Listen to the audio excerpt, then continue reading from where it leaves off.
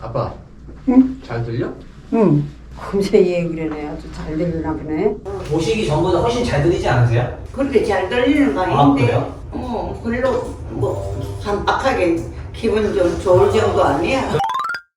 안녕하세요. 효자청능사 김은기입니다. 방금 두 분 목소리 들으셨나요? 놀랍게도 두 분 다 똑같은 보청기를 쓰신 겁니다. 왜 똑같은 보청기인데 누구는 만족하고 누구는 실망을 할까요? 솔직히 저희한테 구입하셨는데 불만족하신 모습을 보면 마음이 편치가 않아요. 그래서 오늘 꼭 드리고 싶은 이야기는 보청기를 사고 후회하지 않으려면 먼저 생각해 보실 게 있습니다. 내가 보청기를 쓸 준비가 되었나 하는 것이에요. 왜냐면 많은 분들이 보청기에 대해 오해하시는 게 이걸 끼면 젊었을 때처럼 모든 소리를 다 잘 들을 수 있을 거라고 기대를 해요. 하지만 보청기는 내 청력을 옛날로 되돌려주는 마법의 도구가 아닙니다. 죽은 청신경을 되살려주는 게 아니기 때문에 청력을 보정하는 것에는 어느 정도 한계가 있다는 걸 아는 게 중요해요. 아까도 들려드렸지만 같은 보청기를 껴도 어떤 분은 좋다고 하시고 또 어떤 분은 이 비싼 돈을 줬는데 불편해 하시기도 하세요. 이게 왜 그런지 이해하기 쉽게 잠깐만 이 기안을 봐볼게요. 소리가 우리 귀에 들어오면 달팽이관 내부에 유모세포라는 것을 흔들어요. 당연히 소리가 커질수록 이 유모세포는 더 세게 흔들리는데 문제는 이걸 반복하게 되면 유모세포가 다칩니다. 심지어 죽을 수도 있어요. 죽은 유모세포는 다시 살아나지 않습니다. 그래서 한 번 떨어진 청력은 다시 돌아오기가 힘들죠. 우리가 굳이 비싼 돈을 주고 보청기를 하는 이유도 여기에 있습니다. 남아있는 청력을 최대한 활용하고 더 이상 청력이 나빠지지 않도록 돕기 위해서인데요. 난청을 방치하면 청력 저하가 더 빨라질 수 있기 때문에 보청기 착용이 도움이 됩니다. 물론 보청기가 유모세포를 다시 살릴 수는 없기에 불편하시더라도 적응의 과정이 꼭 필요해요. 이게 뭔 말이냐면 나이가 들면서 난청이 점점 심해집니다. 그럼 자연스럽게 세상이 조용해지는 듯한 느낌이 들죠. 그리고 조용한 세상에 익숙해진 내에 보청기를 쓰면 갑자기 안 들리던 소리들이 들리기 때문에 당연히 낯설고 불편할 수밖에 없어요. 하지만 보청기가 나와는 안 맞나 보다 하고 포기하지 않으셨으면 좋겠습니다. 다 방법이 있으니까요. 보통 보청기를 처음 하시는 분들이 힘들어 하시는 특징은 4가지가 있습니다. 먼저 첫 번째는 주변 소리가 지나치게 크게 들리는 건데요. 많이들 이야기하시는 왕왕거린다가 이거에 해당됩니다. 이럴 때는 내 청력에 비해 과하게 소리가 증폭되어 있을 경우가 있는데요. 이 경우는 사실 보청기를 제대로만 조절해도 해결이 됩니다. 근데 대부분은 잘못 조절된 경우보다는 적응이 안 돼서 크게 들린다고 느끼시는 분들이 계세요. 난청으로 인해 수년 동안 소리를 많이 못 듣고 지내셨다가 갑자기 보청기를 끼게 되면 안 들리던 소리까지 갑자기 크게 들려서 적응 기간이 필요하기도 하거든요. 자, 이제 말씀하셔도 되시는데 소리 많이 크세요 지금? 응, 많이 커요. 자, 지금은 좀 어떠세요? 아까보다 좀 들리는 게 어떠세요? 들리는 거 시원하게 들리세요? 아니면은 좀 소리가 많이 커요?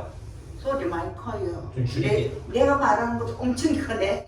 이게 보통 소리를 귀로 듣는다고 하시는데 정확히는 귀는 소리를 전달하는 역할만 하고 해석은 뇌로 합니다. 당연히 보청기를 끼면 이 소리가 다르게 들리게 되고 그럼 뇌도 새롭게 변한 소리를 처리하는데 시간이 필요하죠. 그게 최소 60일입니다. 그리고 제 경험상 보면 완전 적응하시기까지는 최소 6개월 이상 걸리시는 것 같아요. 물론 한두 달 만에 적응을 하시는 분들도 계시고요. 그래서 제가 일부러 보청기를 구매하고 가실 때 꼭 주기적으로 와달라고 말씀드리는 거예요. 실제로 저희에게 보청기를 하신 어르신께서 처음 한 달 동안은 작은 바람 소리부터 온갖 소리가 다 들려서 보청기에 대한 선입견에 대해 공감한다 하셨었는데 한 달 이후에는 괜찮다고 하셨어요. 제대로 못 끼면 잡소리가 나고 삑삑거려요.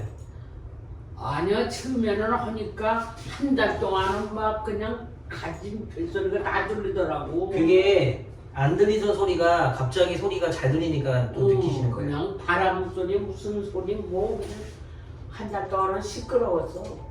두 번째는 먹먹하게 들리는 거예요. 이건 첫 번째와 약간 반대인데요. 많은 분들이 이럴 때 보청기가 고장났다고 생각하시거나 성능이 이것밖에 안 되나? 하고 실망하시곤 해요. 하지만 대부분의 경우 보청기가 고장난 것이 아니라 소리를 과도하게 줄여 보청기가 오히려 기막의 역할을 하게 된 것이 원인이에요. 당연히 기막을 했으니까 안 들리는 거겠죠? 실제로 보청기 소리가 잘 안 들리신다며 자주 오셨던 60대 남성분이 계셨습니다. 끼나 안 끼나 똑같은데 영 먹먹하고 답답해서 못 쓰겠어. 소리가 시원하게 안 들려. 불만을 토로하셨어요. 고장났는지 봐달라고 하셨죠. 소리가 좀 울린다고 하셔서 제가 직접 확인해 보니 오실 때마다 소리를 계속 낮춰서 청력에 비해 제가 들어도 작게 들렸습니다. 그래서 어르신께 원리를 설명해 드렸습니다. 본인 목소리가 울린다고 해서 지나치게 저음 쪽은 너무 줄여버리면 소리가 줄어든다고요. 그럼 오히려 소리가 먹먹하고 답답하게 들릴 수 있습니다. 그리고 어느 정도는 소리가 들어가야 답답하지 않게 들을 수 있다고요. 그리고 나서 소리를 줄이는 대신 일상소음은 덜 불편하게, 말소리는 더 잘 들리도록 소리를 세밀하게 다시 조절해 드렸어요. 어느 한순간이 불편하다고 해서 매번 소리를 계속 올렸다 낮췄다 계속 조절하게 되면 오히려 적응하시는데 시간이 오래 걸릴 수가 있다고요. 아버님이 그 한순간이 불편하다 하셔서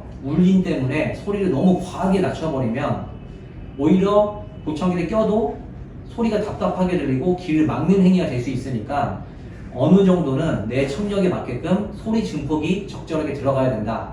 이거를 좀 알고 계시면 훨씬 더 도움이 되실 거예요.